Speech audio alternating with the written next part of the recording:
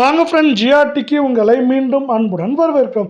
தங்கத்தோட விலை பார்த்தீங்கன்னா மீண்டும் சரிவு பாதிக்கு திரும்பினது மட்டும் இல்லாமல் தொடர்ந்து சரிய வாய்ப்புகள் இருக்கவில்லை.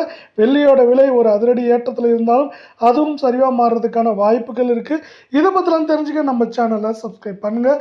வீடியோவுக்கு ஒரு லைக் போடுங்க. வெள்ளி விலை 1 கிராம் 295 ரூபாய் 10 பைசாவும், 1 கிலோ 2,95,100 ரூபாய் அப்படிங்கிற விலை நிலவரத்தில் 5,100 ரூபாய் கடந்த 1.5 நாட்களில் ஏற்றத்தில் காணப்படுது. இதே வேளை தங்கத்தோட விலை மேலும் சரியறதுக்கான வாய்ப்புகளை உலக சந்தையில் தங்கத்தோட விலை சரிவு கொடுத்துருக்கு. அதே வேளை அமெரிக்க டாலரின் மதிப்பு மீண்டும் நம்மளுக்கு பார்த்தீங்கன்னா 95 ரூபாய்க்கு, அதாவது 96 ரூபாயிலிருந்து 95 ரூபாய் 87 பைசா அப்படிங்கிற சரிவில் காணப்படுறது. தங்கம் மற்றும் வெள்ளியோட விலை வீழ்ச்சிக்கு ஒரு காரணமாக இருக்க போகிற வேலையில் 24 கேரட் தங்கம் 1 கிராம் 16,123 சவரன் விலை அப்படின்னு இந்த பக்கம் பார்த்தீங்கன்னா 1,28,984 அரை பவுனோட விலை 64,492 காணப்படுது.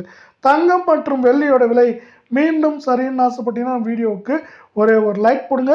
இதே வேலை சவரன் விலையை பொறுத்தவரை நம்மளுக்கு இப்படி இருக்க வேலையில் நம்மளுக்கு சவரனுக்கு கடந்த 1.5 நாட்களில் 352 ரூபாய் அப்படிங்கிற வீழ்ச்சியில் காணப்படுது. இது மேலும் தொடர வாய்ப்புகள் இருக்கா அப்படின்னு கேட்டிங்கன்னா கண்டிப்பாக வாய்ப்புகள் அதிகமாக இருக்குன்னு சொல்லலாம்.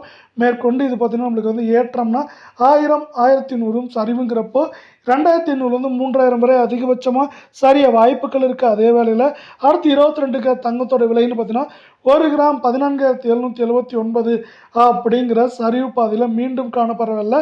சவரன் விலை அப்படின்னு இந்த பக்கம் பார்த்தீங்கன்னா 1,18,232 ரூபாயாக காணப்படுது. அரை பவுனோட விலை 59,116 ரூபாய் காணப்படுற வேலையில் தங்கம் மற்றும் வெள்ளியோட விலை இதே போல் தொடர்ந்து சரின்னு ஆசைப்பட்டீங்கன்னா வீடியோவுக்கு ஒரு லைக் போடுங்க.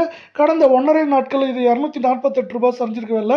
மேற்கொண்டு ஏற்றம் அப்படின்னு பார்த்தீங்கன்னா 800 900 சரிவுன்னு பார்க்குறப்ப 2000 2500 வரைக்கும் அதிகபட்சமாக சரியறதுக்கான வாய்ப்புகளும் சூழலும் இங்கே அதிகமாக காணப்படுது.